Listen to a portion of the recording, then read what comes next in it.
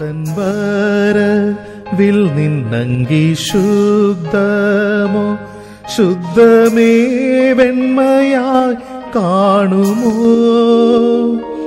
സ്വർപ്പൂരത്തിൽ വാസം നീ ചെയ്തിടുമോ രക്തത്താൽ ശുദ്ധനായി കാണുമോ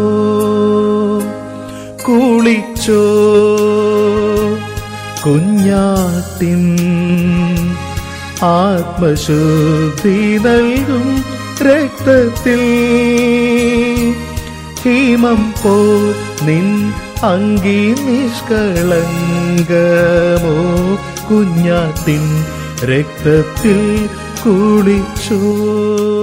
ക്രിസ്തുയേശുവിന്റെ നിസ്തുല്യ നാമത്തിൽ ശുഭസന്ദേശത്തിലേക്ക് സ്വാഗതം. വിശുദ്ധ വേദപുസ്തകത്തിൽ യോഹന്നാൻ എഴുതിയ സുവിശേഷം 4-ാം അധ്യായം 23-ാം വാക്യത്തിൽ നാം ഇപ്രകാരം വായിക്കുന്നു: സത്യനമസ്കാരികൾ പിതാവിനെ ആത്മാവിലും സത്യത്തിലും നമസ്കരിക്കുന്ന നാഴിക വരുന്നു, ഇപ്പോൾ വന്നുമിരിക്കുന്നു. തന്നെ നമസ്കരിക്കുന്നവർ ഇങ്ങനെയുള്ളവർ ആയിരിക്കണം എന്ന് പിതാവ് ഇച്ഛിക്കുന്നു. സത്യനമസ്കാരികൾ ദൈവത്തെ സത്യത്തിലും ആത്മാവിലും ആരാധിക്കും. ആത്മാവിൽ ആരാധിക്കാത്ത ഒരുവന്റെ ആരാധന കൊണ്ട് പ്രയോജനമില്ല. സത്യമല്ലാത്ത ആരാധന കൊണ്ട് അവന് യാതൊരു നേട്ടമോ ആത്മീയ ജീവിതത്തിൽ ഒരു നല്ല സാക്ഷ്യമോ ഉണ്ടാകില്ല. ജഡത്തിൽ വിതയ്ക്കുന്നവൻ ജഡത്തിൽ നിന്ന് നാശം കൊയ്യും, ആത്മാവിൽ വിതയ്ക്കുന്നവൻ ആത്മാവിൽ നിന്ന് നിത്യജീവനെ കൊയ്യും എന്ന് വിശുദ്ധ വേദപുസ്തകത്തിൽ നാം വായിക്കുന്നു. ദൈവത്തെ ആരാധിക്കാൻ മനുഷ്യന്റെ ആത്മാവ് പ്രധാന പങ്ക് വഹിക്കുന്നു. എന്നാൽ പാപിയായ മനുഷ്യന്റെ ആത്മാവ് പാപം കാരണം മരിച്ച അവസ്ഥയിലാണ്. ദൈവം അവനിൽ പ്രസാദിക്കുന്നില്ല. അതുകൊണ്ടാണ് മനുഷ്യനെ പാപത്തിന്റെ ശിക്ഷയിൽ നിന്ന് വിടുവിക്കുവാൻ കർത്താവായ യേശു ക്രിസ്തു